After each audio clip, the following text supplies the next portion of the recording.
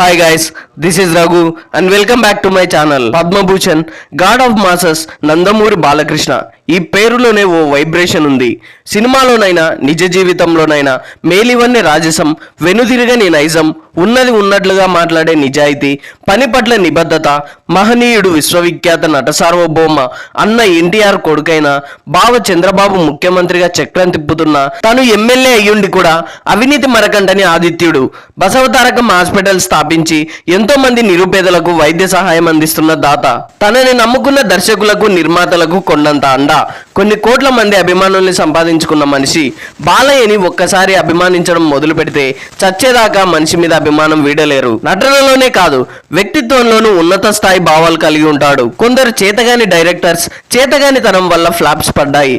Career లో కొంత ఇబ్బంది పడడం వాస్తవమే.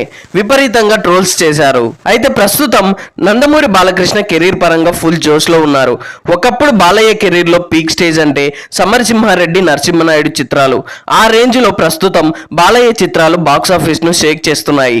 సీనియర్ హీరోల్లో బాలయ్య వరుసగా 4 హిట్లు కొట్టడం అంటే రేర్ ఫిట్ అని చెప్పొచ్చు. అఖండతో మొదలైన బాలయ్య తాండవం తాజాగా విడుదలైన డాకు మహారాజ్ చిత్రంతో కూడా కొనసాగుతోంది.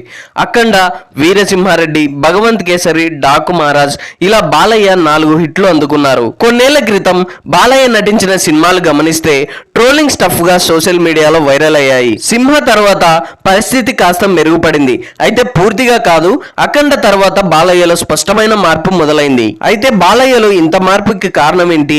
వరుస హిట్లు ఎలా సాధ్యమవుతున్నాయంటే, బాలకృష్ణ గతంలో డైరెక్టర్లని గుడ్డిగా నమ్మేవారు. వారికి ఫుల్ ఫ్రీడమ్ ఇచ్చేవారు. అందుకు ఉదాహరణ ఒక్క మొగాడు చిత్రం. కథ కూడా వినకుండా వైవిఎస్ చౌదరి తమ ఫ్యామిలీకి అభిమాని అని బాలయ్య ఆ చిత్రం చేశారు. రిజల్ట్ ఏంటో అందరికీ తెలిసిందే. అలాంటి సిల్లీ కథలతో బాలయ్య చాలా చిత్రాలే చేశారు. కానీ అఖండ నుంచి బాలయ్య దర్శకుల్ని గుడ్డిగా నమ్మడం మానేశారు. బాలయ్యలో వచ్చిన ప్రధాన మార్పు ఇదే.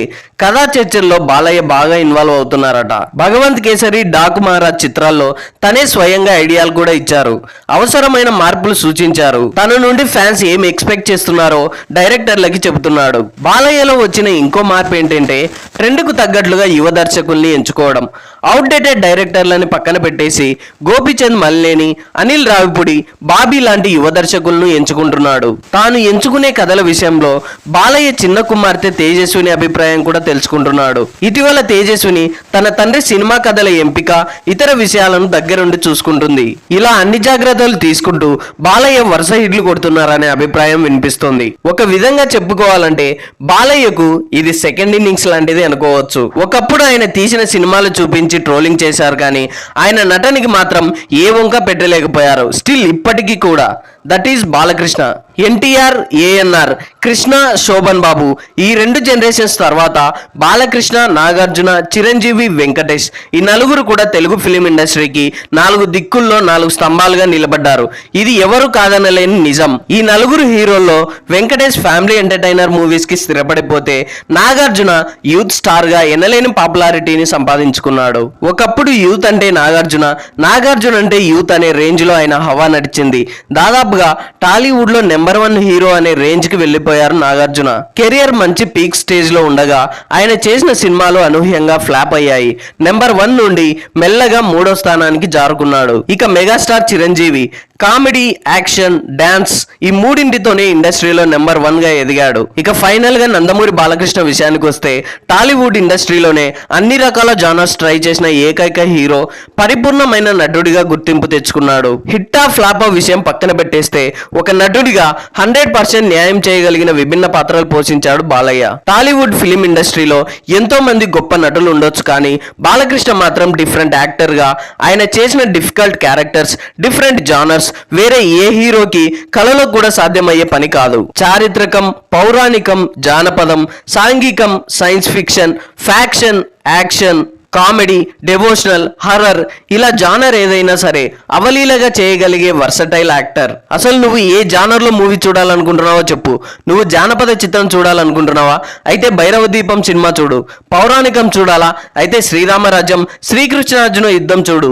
చారిత్రాత్మక చిత్రం చూడాలనుకుంటే గౌతమిపుత్ర శాతకర్ణి చూడు. ఫ్యామిలీ ఎంటర్టైనర్ చూడాలా? పెద్దన్నయ్య చూడు. సైన్స్ ఫిక్షన్ సినిమా చూడాలా? ఆదిత్య 369 చూడు. యాక్షన్ మూవీ చూడాలా? అయితే లక్ష్మీ నరసింహ, పైసా వసూల్ సినిమాలు చూడు. పవర్ఫుల్ మాస్ మూవీస్ చూడాలా? అయితే సింహ లెజెండ్ అఖండ చూడు. ఫ్యాక్షన్ మూవీస్ చూడాలా? సమరసింహారెడ్డి నరసింహనాయుడు చూడు. కంటి చూపుతో ఇండస్ట్రీని శాసించాడు. ఒక స్టార్ హీరో అయ్యుండి క్యారెక్టర్ డిమాండ్ చేయడంతో అఖండ మూవీలో అఘోరా క్యారెక్టర్ చేశాడు. అలాంటి క్యారెక్టర్ చేయగల నటుడు సీనియర్ హీరోల్లో గాని ఇప్పటి జనరేషన్ హీరోల్లో గాని ఒక్కరైనా ఉన్నారా? ఆదిత్య 369 లోని శ్రీకృష్ణదేవరాయ క్యారెక్టరే తీసుకోండి. ఆ హుందాతనం, రాజసం వేరే ఏ హీరోలోనైనా కనబడతాయా? భైరవ ద్వీపంలోని వ్యాధిగ్రస్త కురూపి క్యారెక్టర్ గురించి ఎంత చెప్పినా తక్కువే. అటువంటి పాత్రను ఎవరు చేయరు కూడా. శ్రీరామ రాజ్యంలో శ్రీరాముడిగా, శ్రీకృష్ణార్జున యుద్ధంలో అటు కృష్ణుడిగా ఇటు అర్జునుడిగా మెప్పించాడు. టాలీవుడ్ సినీ చరిత్రలో ఇటువంటి పౌరాణిక చిత్రాలు చేయాలంటే ఆ దర్పం, ఆ రాజసం, ఆ ముఖవచ్చస్సు, ఆ తేజస్సు ఒక్క నందమూరి తారక రామారావు గారికే ఉండేది. ఆయన తర్వాత అంతటి ఘనత ఆయన కుమారుడైన నందమూరి బాలకృష్ణ గారికే దక్కింది. పౌరాణిక పాత్రలు వేయాలంటే నందమూరి వంశమే దానికి పట్టుకొమ్మ లాంటిదని శ్రీరామరాజ్యం మూవీ ఆడియో ఫంక్షన్ లో సాక్షాత్తు అక్కినేని నాగేశ్వరరావు గారే చెప్పారు. సీనియర్ ఎన్టీఆర్ గారికే ఆ ఘనత పరిమితం అయితే నందమూరి వంశం అనే మాట రాదు. బాలయ్య కూడా అంతటి అసామాన్యుడు కాబట్టే అంత గొప్ప మహానుభావుడి నోటి నుండి ఆ మాట వచ్చింది. ఒక నటుడికి ఇంతకంటే గొప్ప అవార్డ్స్ ఉంటాయా? ఆయన ఒక గొప్ప నటుడు అని చెప్పడానికి ఇదే నిదర్శనం. మిగిలిన సినీ హీరోల్లో పౌరాణిక పాత్రలు చేయగలిగిన దమ్ము ఎవరికైనా ఉందా? ఆదిత్య 369 లాంటి మూవీలో శ్రీకృష్ణదేవరాయల పాత్రలో కనిపించిన రాజసం మరే హీరోలోనైనా కనబడుతుందా? సమరసింహారెడ్డి నరసింహనాయుడు, వీరసింహారెడ్డి చెన్నకేశవరెడ్డి ఇలాంటి ఫ్యాక్షన్ స్టోరీస్ కి అమ్మ మొగుడు బాలకృష్ణ. కేవలం ఫ్యాక్షన్ జానర్ లోనే వరుసగా 10 సినిమాలు చేశాడు.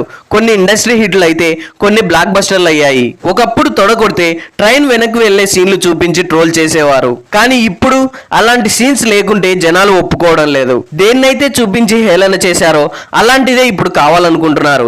ఇది కదా అసలైన గెలుపంటే. తెలుగు సినిమా ఇండస్ట్రీకి ఒక సూపర్ హీరో బాలకృష్ణ. ఇలా చెప్పుకుంటూ పోతే ఎన్నెన్నో ఉన్నాయి. ఎందుకు ఆయనను ఇంతలా అభిమానిస్తున్నారనేది ఇప్పటి వరకు నేను చెప్పింది ఒక చిన్న ఉదాహరణ మాత్రమే. అభిమానం అనేది గుండె లోతుల్లో నుండి రావాలి. అందుకే బాలయ్య ఫ్యాన్స్ సినిమా హిట్టా ఫట్టా అనేది పట్టించుకోరు. తమ అభిమాన నటుని కన్నులారా చూసుకోవాలనుకుంటారు. ఇదే బాలయ్య ఫ్యాన్స్ కి ఇతర హీరోల ఫ్యాన్స్ కి తేడా. కొంతమంది అంటుంటారు కులం ఆయన్ని మోస్తుంది అని.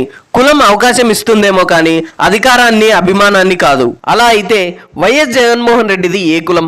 అప్పట్లో బాలయ్య అభిమాన సంఘానికి నాయకుడు ఆయన.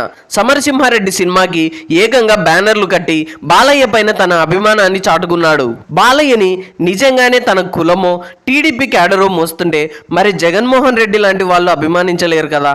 బాలయ్య పైన ప్రేమకి, బాలయ్య పైన అభిమానానికి ఎల్లలేవు. హద్దులు సరిహద్దులు ఉండవు.